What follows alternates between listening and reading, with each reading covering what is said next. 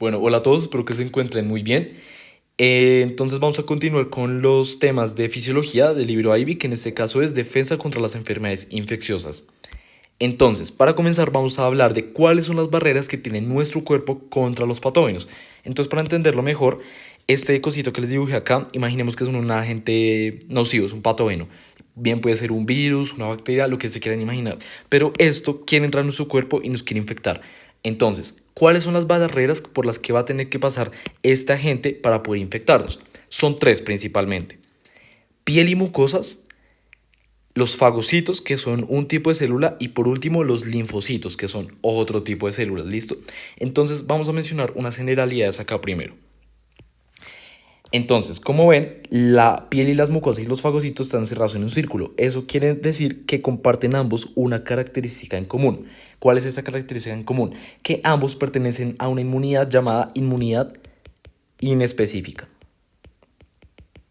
¿Listo? Mientras que los linfocitos, por otra parte, pertenecen a la inmunidad específica.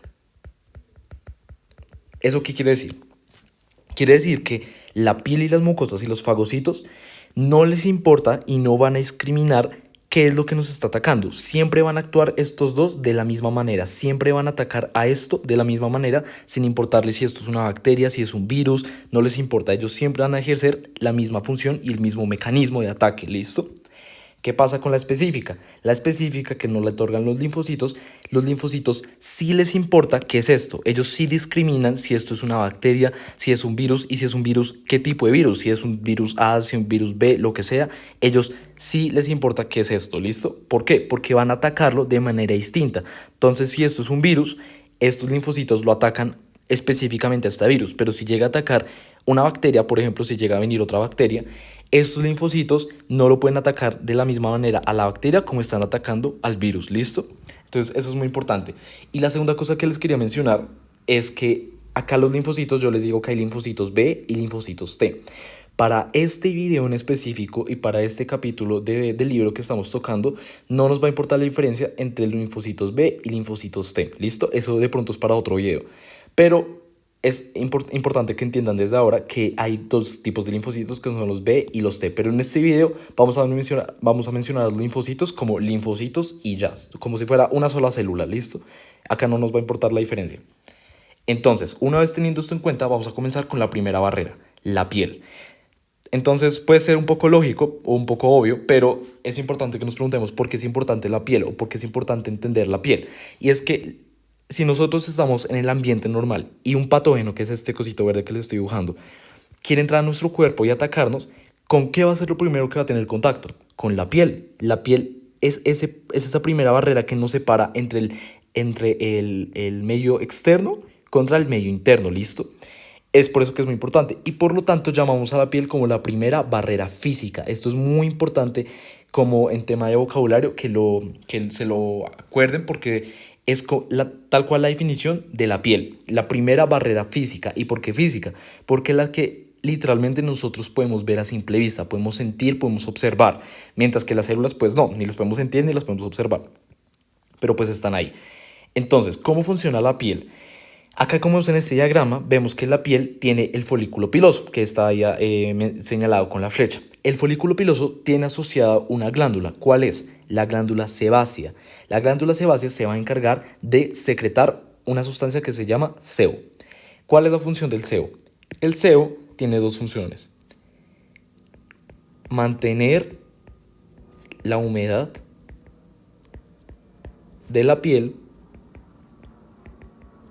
y la segunda es de reducir el pH. Entonces, ¿de qué nos sirven estas dos funciones? Si yo mantengo la humedad de la piel y llega un patógeno que se posa sobre la piel, si esta piel es húmeda, se le va a hacer mucho más difícil a este patógeno movilizarse y sobre todo tener su entrada hacia el cuerpo, ¿listo? Y si yo reduzco el pH, esto va más enfocado hacia si estamos hablando de bacterias o hongos.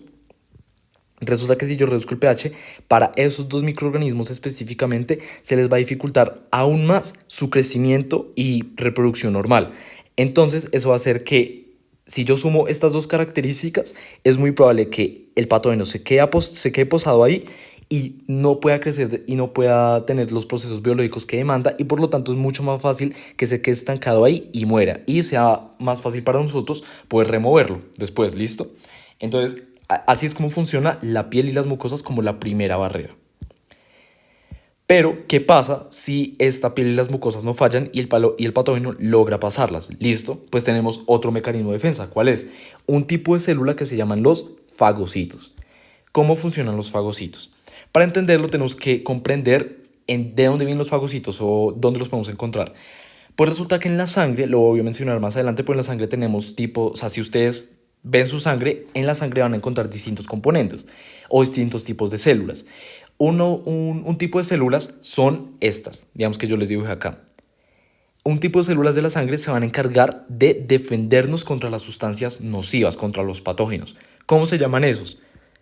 Los glóbulos blancos, que para que no se confundan también se les llama leucocitos, ¿listo? Entonces si ustedes ven la palabra leucocitos o glóbulos blancos son exactamente lo mismo. Y digamos que es este grupo de células, digamos. Y todas estas células que les dibujé acá se encargan de defendernos contra los patógenos. Y digamos que un grupo de células de estos leucocitos, digamos por ejemplo que sean estas, se llaman fagocitos. Entonces, para que entiendan, todos los fagocitos son leucocitos, ¿listo? Pero no todos los leucocitos son fagocitos, porque vemos que acá hay otros que no son fagocitos necesariamente, ¿listo?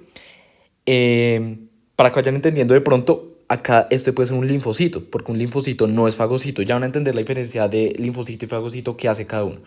Pero acá, para que también entiendan un poco de lo que vamos a hablar, es que hay varios tipos de fagocitos, como se los dibujé acá, hay varios tipos de fagocitos. Pero en el libro específicamente y en muchos colegios, por no decir todos, se enfocan o mencionan básicamente uno, que puede ser el más importante. ¿Cuál es? Digamos que es este. Se le llama macrófago. Entonces, el macrófago es un tipo de fagocito y por lo tanto es un tipo de leucocito, pero no todos los leucocitos son fagocitos ni todos los leucocitos son macrófagos, ¿listo? Pero para que entiendan que el principal fagocito del que vamos a hablar es el macrófago. Ahora, para entender qué hacen los fagocitos y por qué se llaman así fagocitos, qué característica tienen. Bueno, para comenzar, recordemos que los fagocitos brindan inmunidad no específica, como les venía diciendo. O sea, que los fagocitos, incluyendo el macrófago, obviamente, van a atacar siempre de la misma manera. No les importa que nos está atacando, van a hacer el mismo mecanismo de defensa. ¿Cuál es? Para hacer eso, o para comprenderlo, necesitamos comprender qué es la palabra fago y cito. Fago hace referencia a la palabra comer. Y cito, o citos, hace referencia a células. Entonces, básicamente son células que comen. Por lo tanto, podemos decir que los fagocitos hacen un mecanismo propio, o mejor dicho, el mecanismo por el cual nos defienden se llama fagocitosis. ¿Qué es la fagocitosis? Ahora sí, teniendo en cuenta que les dije que fago es comer y cito es célula, pues la fagocitosis es el proceso por el cual el fagocito se come a la sustancia nociva. Entonces tenemos acá en verde nuestro fagocito, nuestra célula del sistema inmune, que es un fagocito, que en este caso es un macrófago. El macrófago identifica a la sustancia extraña, que es el patógeno, que es de color rojo acá, y la empieza a rodear con su membrana y se la come y la mete en su interior. ¿Qué es necesario acá de vocabulario? Es que lo hace mediante el proceso que ya muchos deben conocer, que se llama endocitosis. Y cuando hablamos de endocitosis, estamos hablando de este proceso específicamente, estamos hablando de endocitosis que tiene un proceso asociado que se llama invaginación. ¿Listo? Entonces, el mecanismo de fagocitosis consiste en la endocitosis mediante invaginación del macrófago con el patógeno o la sustancia extraña. ¿Listo? Es básicamente como el macrófago en este caso se come a la sustancia nociva. Y acá volvemos a recordar, inmunidad no específica. ¿Por qué? Porque este macrófago siempre se va a comer lo que sea que él sepa que es nocivo. Se lo va a tratar de comer siempre. ¿Qué pasa? Si esta sustancia nociva atraviesa la piel y pasa desapercibida por los fagocitos o los fagocitos no se la pueden comer, se va a enfrentar al siguiente tipo de inmunidad. ¿Cuál es? Inmunidad dada por los linfocitos, que es la inmunidad específica. ¿Cómo funciona? Entonces, para hablar de esto, tenemos que tener en cuenta dos procesos principalmente. ¿Cuáles son? O dos términos. Es que toda sustancia química que provoca una respuesta inmune se llama antígeno. Y la respuesta inmune específica se llama, o bueno, consiste en la producción de anticuerpos para un patógeno en particular. Entonces, para que entendamos mejor esto, lo voy a dejar acá. Imaginemos que yo tengo un virus. Un virus que es esta bolita roja que les estoy dibujando acá. Si yo les digo que cualquier sustancia química que provoca una respuesta inmune se llama antígeno, entonces ustedes me dirán, ok, si a mí me infecta este virus y mi cuerpo produce una respuesta inmune, entonces ustedes me dirán, entonces este virus es un antígeno. Pues no es tan así. Resulta que ya de pronto algunos sabrán, y si no, acá se los cuento, todas las células, y así sean propias o animales o de lo que sea, y todos los microorganismos tienen algo que los marca, como que los identifica. Imaginemos a nosotros los humanos que tenemos algo que nos identifica, que es, puede ser la tarjeta de identidad, el ID, la cédula, lo que sea. Nosotros tenemos una tarjeta que nos dice usted es usted. Pues pasa lo mismo con las células y con los microorganismos. Ellos también tienen algo que los marca. ¿Dónde se encuentra esa cosita que los marca? En su superficie, usualmente. Entonces, digamos que esto es un agente nocivo, por ejemplo, el que sea un virus, por ejemplo. Ellos en su superficie ponen algo acá, que suelen ser proteínas o pueden ser glucoproteínas en la mayoría de los casos. Y esas cositas van pegadas en su superficie. Estas cositas que les dibujé en morado se llaman antígenos. ¿Por qué? Porque digamos que estos son nuestros linfocitos, ¿no? Estos linfocitos lo que van a hacer es reconocer a este virus, pero no van a reconocer al virus completo, sino reconocen solamente a la puntica. ¿La puntica cuál es? El antígeno. Por lo tanto, este reconocimiento del antígeno es el que va a desencadenar la respuesta inmune. ¿Listo? Entonces, ya entendimos que es un antígeno. Ahora, ¿qué hacen los linfocitos cuando reconocen un antígeno? La función de los linfocitos es producir anticuerpos. ¿Listo? Fácil. Producir anticuerpos. ¿Cómo se ve un anticuerpo? El anticuerpo se ve de la siguiente manera. El anticuerpo tiene forma como de una Y, ¿listo? Como de una Y. Este que les dibujé acá es un anticuerpo. Antes de empezar a hablar cómo funciona, les voy a decir lo más importante como de su estructura. Y resulta que esta parte que se abre, la parte de arriba, se llama región, o más bien, más que esa parte, es como estas punticas, ¿listo? Se llama región hipervariable. Si ustedes le ponen lógica al nombre, quiere decir que esta región que les dibujé es una región que cambia mucho o que tiene la capacidad de cambiar. Aquí es cuando les digo que es inmunidad específica. Esta región es la que va a cambiar dependiendo de lo que sea esto, dependiendo de lo que sea el patógeno. Entonces, si este patógeno es un virus A, pues esto va a cambiar para atacar al virus A. Pero si este es un virus B, pues esta parte de arriba va a cambiar para atacar a este virus B. ¿Listo? Eso es lo más importante que tenemos que tener en cuenta. Ahora, una vez ya conocemos cómo funciona esto, vamos a ver cómo se acopla a esto o cómo funciona. Entonces, si yo les digo que los linfocitos reconocen a este virus o a este patógeno, pues los linfocitos van a producir un anticuerpo específico para este antígeno, ¿listo? Entonces van a producir, para que me entiendan, un anticuerpo de color morado. Obviamente no es que funcione por colores, pero se lo explico para que me entiendan que este anticuerpo es específico de este antígeno. ¿Y qué es lo que hace? El anticuerpo se pega al antígeno así. ¿Listo? Así se pega. Y forman esta estructura. ¿Qué pasa? Que si llega otro patógeno, por ejemplo, esta bacteria que le estoy dibujando de azul, llega esta bacteria que es azul, tiene antígenos obviamente distintos, porque ya son cosas distintas. Entonces tiene antígenos distintos que se los voy a dejar de amarillo, por ejemplo. ¿Listo? Entonces tiene estos antígenos amarillos. Los linfocitos, ¿qué hacen? Los linfocitos dicen, uy, venga, nos está atacando otra cosa, necesitamos producir otro anticuerpo. ¿Por qué? Porque este anticuerpo no le sirve para atacar a esto. Entonces van a producir un anticuerpo específico, que sería de color amarillo, para conectarse con su antígeno específico, ¿listo? Y así es como lo ataca. Entonces, este anticuerpo amarillo no puede atacar a este patógeno y este anticuerpo morado no puede atacar a este patógeno. ¿Por qué? Porque son específicos. ¿Listo? Listo. Ahora, entendamos de qué nos sirve esa estructura que se forma ya cuando se... Uy, acá les voy a dejar los antígenos de otro color para que lo entiendan mejor. Entonces, les estoy dibujando los antígenos de color amarillo. Entonces, una vez ya tenemos esta estructura donde el patógeno ya fue reconocido por los linfocitos y los linfocitos ya produjeron los anticuerpos necesarios y los anticuerpos se pegaron a los antígenos, ya tenemos esta estructura. Ustedes dirán, listo, ya la tenemos. ¿De qué nos sirve? ¿Cómo nos defendemos?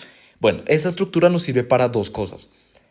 Uno, hacen que el patógeno sea más reconocido para los fagocitos. Entonces, una vez yo tengo esta estructura, el fagocito, que ya lo hablamos, que el fagocito es la célula que se come a la sustancia nociva, el fagocito dice, uy, ok, como que los anticuerpos lo marcan y los anticuerpos le dicen al fagocito, mira, acá hay un virus, acá hay un patógeno, lo que sea. Entonces el fagocito dice, uy, gracias anticuerpos, y se lo come todo.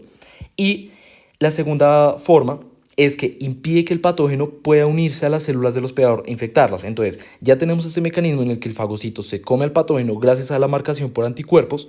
La segunda forma es que cuando los anticuerpos se pegan al antígeno, forman como un bloqueo, como si fuera un candado que no permite que se una a las células de nosotros. ¿Quiénes somos el hospedador? El hospedador somos nosotros que tenemos al virus por dentro. Por lo tanto, el objetivo de este virus es infectar las células de nuestro cuerpo, pero una vez se le pega el anticuerpo, como que generan un bloqueo, como un campo, que evitan que o se les dificulta mucho más la entrada a las células de nuestro cuerpo y las células de nuestro cuerpo quedan protegidas, porque el virus no puede entrar e infectarlas, ¿listo? Entonces, estas dos son las dos formas en las que la unión anticuerpo-antígeno nos sirve para defendernos, ¿listo? Ahora, ¿qué tenemos que tener en cuenta que es algo muy importante? Resulta que un linfocito solo puede producir un solo tipo de anticuerpo. ¿Eso qué quiere decir? Que vamos a necesitar muchos tipos de linfocitos para las diferentes infecciones que nos pueden causar en el medio ambiente, porque pues obviamente sabemos que hay muchas infecciones, hay muchas enfermedades. Entonces, ¿qué pasa? Que es importante que nosotros entendamos que necesitamos varios linfocitos para atacar lo que sea que nos puede dar, porque si nosotros llegamos a tener solamente un tipo de linfocito que nos protege contra las bacterias, no sé, las bacterias estreptococo, pues entonces nosotros decimos, listo, de estreptococo nunca voy a estar infectado por estreptococos, pero resulta que si me llega a infectar cualquier otro virus, pues sí me puedo enfermar, porque imaginariamente tenemos solamente un linfocito que nos defiende. Por lo tanto, nuestro cuerpo necesita tener varios linfocitos, ¿listo? Para que nos produzcan varios anticuerpos que nos defiendan contra las diferentes infecciones que nos pueden dar, ¿de acuerdo? Ahora, ¿cómo funciona este proceso? Acá yo tengo mi linfocito, que el linfocito ya produjo los anticuerpos. Algo que se me olvidó decirles es que el linfocito puede poner los anticuerpos en su superficie de la membrana y los pone así para que tengan contacto con el medio externo, ¿listo? Entonces el linfocito va a normar por la sangre y se encuentra con un patógeno, entonces es más fácil que el linfocito reconozca el patógeno y produzca los anticuerpos y los ponga en su superficie, ¿listo? Y así el anticuerpo puede unirse al patógeno, a los antígenos del patógeno, ¿listo? Entonces, cuando esto pasa y un patógeno nos ataca, pasa lo siguiente. El linfocito, con sus anticuerpos, se une al antígeno del patógeno y crea este reconocimiento de anticuerpo-antígeno. ¿Listo? ¿Qué pasa cuando sucede este reconocimiento? Se activa. ¿Quién se activa? El linfocito. Entonces, cuando hay este reconocimiento, el linfocito se activa. ¿Qué quiere decir que se activa? Que este linfocito va a comenzar a dividirse como loco. ¿Mediante qué proceso? Mediante el proceso que todos ya conocemos, mitosis. Entonces, mediante la mitosis se empieza a dividir todo este linfocito y produce muchos linfocitos exactamente iguales al original, exactamente con los mismos anticuerpos que produjo. ¿Para qué? Para que todos estos linfocitos tengan el mismo objetivo, que sea destruir al mismo patógeno que nos está atacando. Y todos estos linfocitos, lo ataquen. ¿Qué es necesario aprender de acá? Uno, que estos linfocitos, que son copias, por así decirlo, del anterior, son linfocitos, sí, pero no se llaman linfocitos, se llaman células plasmáticas. ¿Listo? Entonces, cuando el linfocito original se activa, lo que hace es producir muchos linfocitos con anticuerpos iguales, pero esos linfocitos no se llaman linfocitos, sino se llaman células plasmáticas, ¿listo? ¿Y qué pasa? Que una parte de las células plasmáticas, cuando se divide, una parte que pueden ser estas, por ejemplo, van a pasar a llamarse células de memoria. ¿Cómo así de memoria? Pues resulta que nuestro cuerpo es muy inteligente. ¿Por qué? Porque resulta que si nosotros llegamos a acabar con este patógeno gracias a estas células que lo atacan y lo acaban, pues la mayoría de estas células ya no van a servir porque ya acabamos con este patógeno. Entonces esas células van a empezar a desaparecer y van a empezar a irse del cuerpo. Desaparecen y desaparecen y desaparecen. Pero ¿qué pasa? El cuerpo dice, no, ¿qué pasa si este patógeno en algún futuro me vuelva a atacar? Lo que hace entonces el cuerpo es definir a un grupo de estas células plasmáticas como células de memoria. Entonces, estas células de memoria, después de que todas estas ya desaparecieron, van a quedar circulando en nuestro cuerpo y van a quedar guardadas por mucho tiempo, incluso en algunos casos por muchos años. Y si este patógeno vuelve a aparecerse, estas células lo que hacen es reconocerlo más rápido y más eficazmente y hacen la producción de anticuerpos mucho más rápida. ¿Listo? Eso de pronto lo vamos a tocar en otro video para que veamos cómo funcionan las curvas de velocidad y de eficacia. Pero por ahora entiendan eso, que hay un grupo de las células plasmáticas que se llaman células de memoria y las células de memoria se van a encargar de quedarse en nuestro cuerpo esperando la llegada del mismo patógeno. ¿Listo? Ahora, una vez entendimos eso, vamos a hablar de una correlación de un virus específico, que es el virus de la inmunodeficiencia humana, más conocido como VIH. ¿Cómo funciona el VIH? El VIH va a infectar a un linfocito que se encarga de producir anticuerpos específicamente. Entonces, como ya vimos, si estos linfocitos se empiezan a destruir con el tiempo gracias al VIH, lo que va a pasar es que nos vamos a quedar sin anticuerpos a medida que pasa el tiempo. Acá es donde yo les quiero llegar con la primera conclusión, por así decirlo, y es que el VIH no es lo mismo que el SIDA, que de pronto también es una condición que muchos habrán escuchado. Cuando nosotros hablamos de VIH, es que una persona está infectada con el virus de VIH, porque VIH lo que hace es referencia al virus propio. Entonces, si alguien dice tengo VIH, es porque está infectado con el virus y dentro de su cuerpo está el VIH.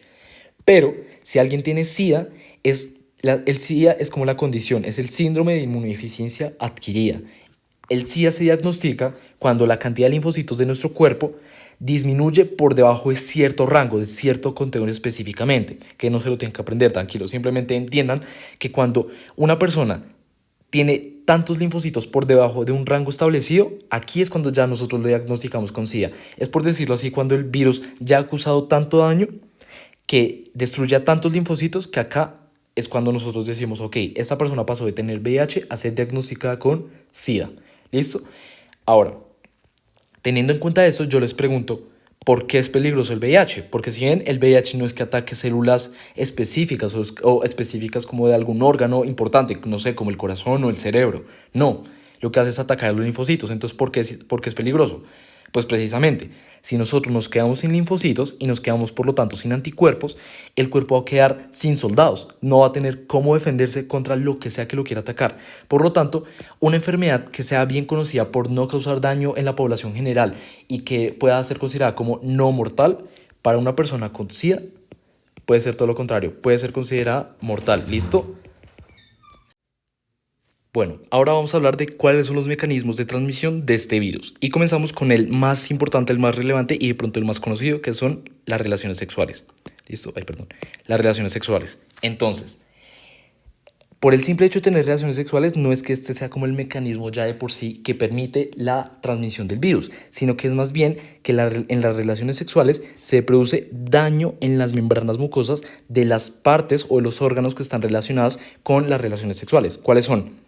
Pene, vagina, ano o boca principalmente. Entonces, cuando nosotros tenemos relaciones sexuales, en estas zonas principalmente pueden haber daño en las membranas, que daño en las membranas es básicamente permitir una conexión entre el medio externo con el interior de nuestro organismo. Entonces, si nosotros dañamos la pared, o en este caso, pues la membrana mucosa de estas zonas, permitimos que lo que sea que esté alrededor en el medio externo, en el ambiente, entre.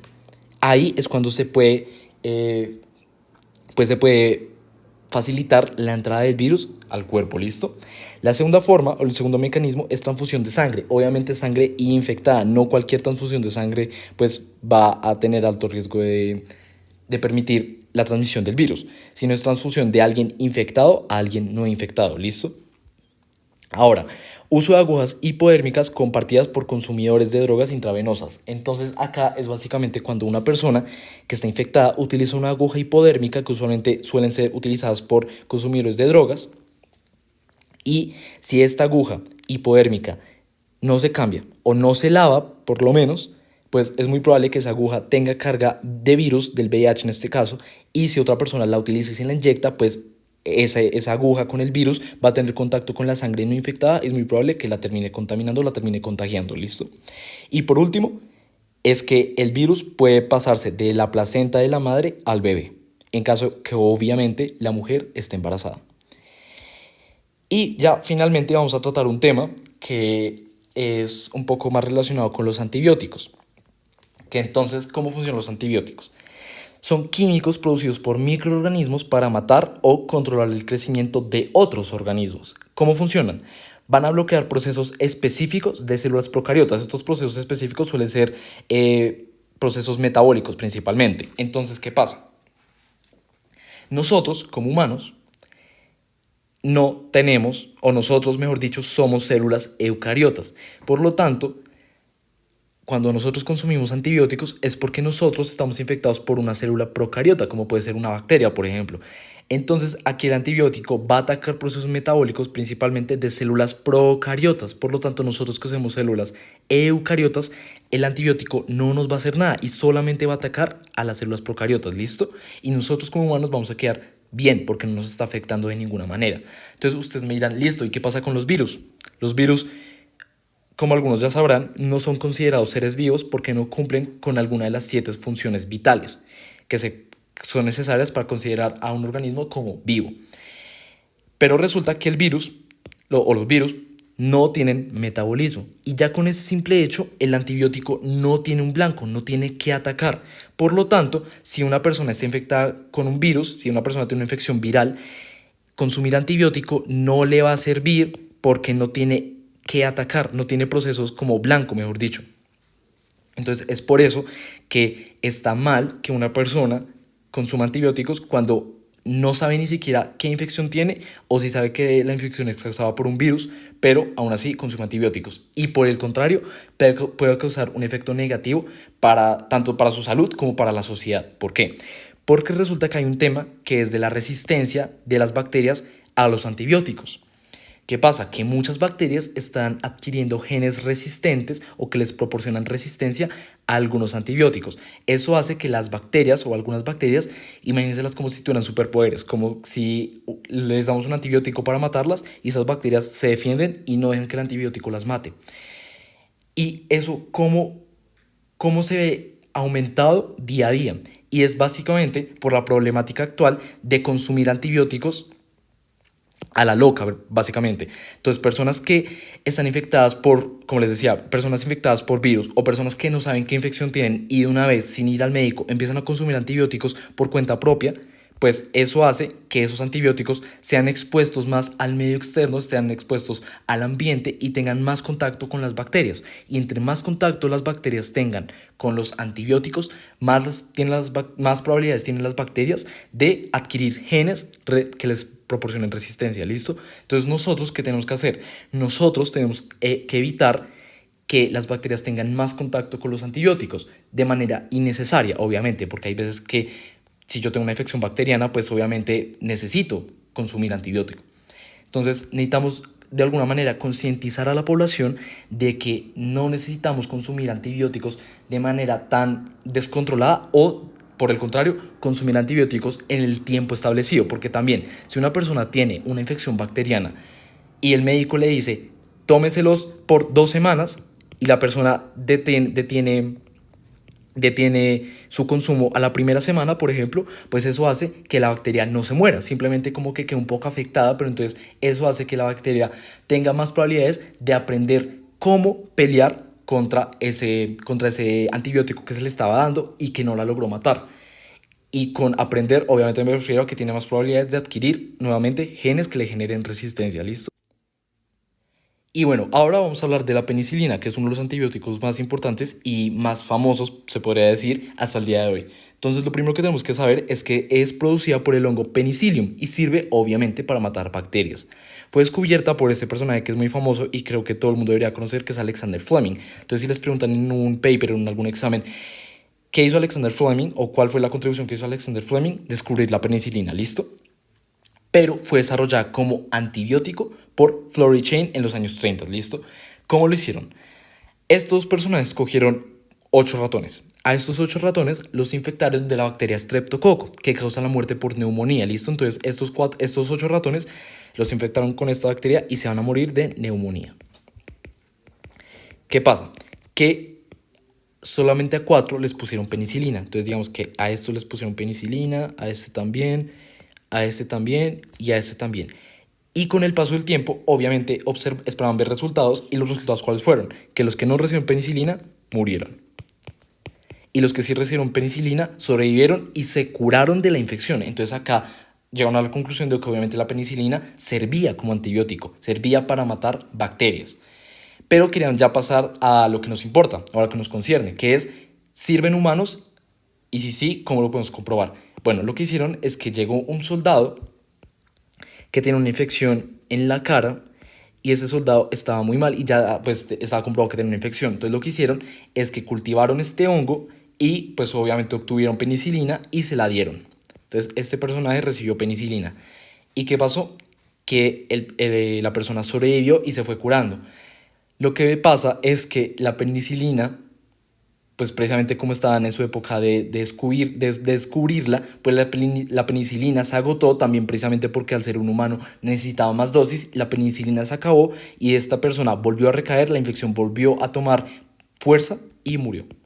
Entonces ahí llegaron a la conclusión de que efectivamente la penicilina sí o sí servía como antibiótico y se tenía que dar durante cierto tiempo para acabar con la infección de manera total. Y bueno, ahora ya para finalizar este tema, que a primera vista ustedes dirán eso que tiene que ver con la defensa contra las enfermedades infecciosas, pero ya van a ver que sí tiene algo de relación, y es la coagulación sanguínea.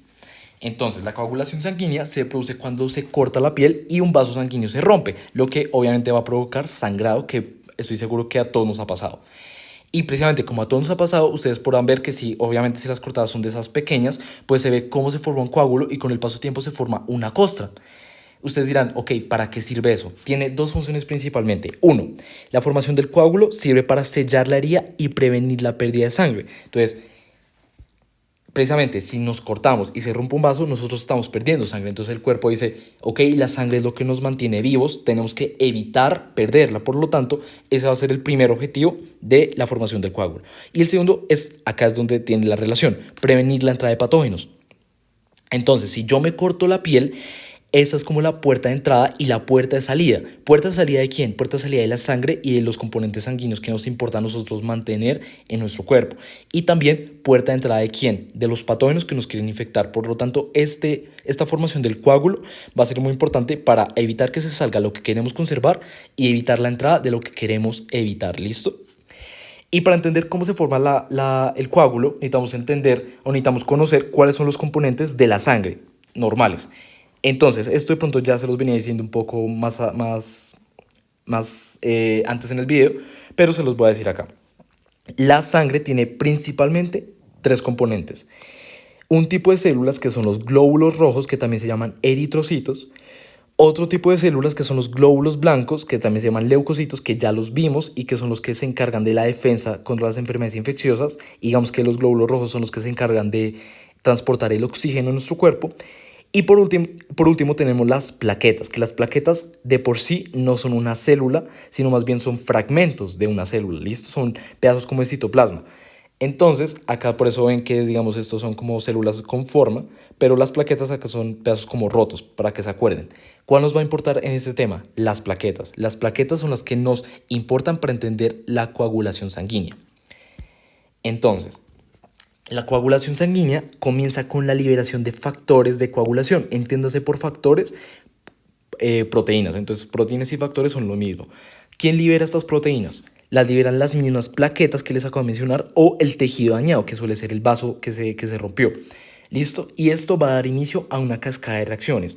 Por eso la coagulación sanguínea también se le llama cascada de coagulación, porque básicamente va a dar pie a una cascada que va a activar algo y ese algo activa otra cosa y ese algo activa otra cosa. Para entender acá nosotros la coagulación sanguínea, a mi parecer, es más fácil si comenzamos por el final, que es la reacción final. ¿Cuál es la reacción final? Esta, pasar de fibrinógeno a fibrina. La fibrina es lo que yo quiero obtener al final. ¿Por qué? Porque la fibrina es la que me va a formar el coágulo fuerte. Entonces, el coágulo, o bueno, la fibrina, mejor dicho, es una proteína insoluble que forma una red que atrapa células sanguíneas. Básicamente, esas características son las que yo quiero obtener de la fibrina. Entonces, la fibrina, al ser una proteína insoluble, es capaz de formar una red fuerte que va a atrapar las células, y las células y los componentes sanguíneos que se están queriendo salir a causa de la ruptura o del daño que hubo, ¿listo? Pero yo de dónde obtengo la fibrina? Del fibrinógeno. Una vez el fibrinógeno se activa, se vuelve fibrina. ¿Y qué características tiene el fibrinógeno? ¿Por qué el fibrinógeno no me sirve? Básicamente porque es una proteína soluble. Soluble quiere decir que se puede, pues como dice el nombre, puede ser fácilmente soluble y se puede como diluir más fácil. Y pues eso nos va a dar todas las características que no queremos o que no nos sirven para formar algo fuerte que nos impida el sangrado, ¿listo? Y básicamente también al tener cargas negativas, pues nos impide tener estas características propias de la fibrina, ¿listo? Ahora sí. Bueno, antes para que se den una idea visual de cómo es la fibrina. Yo acá tengo mi vaso que se rompió. Cuando se rompe yo tengo mi fibrina, que es esa malla verde que les dibujé, y la fibrina forma esa red que evitan que se salgan. Entonces por eso es que nosotros desde afuera vemos esto ya como esta formación ya más grande, que es la dura, y la que nosotros por fuera le decimos costra. Y esa costra es la que nosotros por maña, yo qué sé, nos gusta como arrancárnosla, y pues eso está mal, porque básicamente esto es lo que cumple, esta es la función que cumple la costra, como nosotros le decimos, ¿listo? Entonces por eso toca evitar arrancarnos esa costra. Y finalmente, les quiero decir que la cascada de coagulación es un proceso bastante complejo, bastante largo, que incluye muchas proteínas.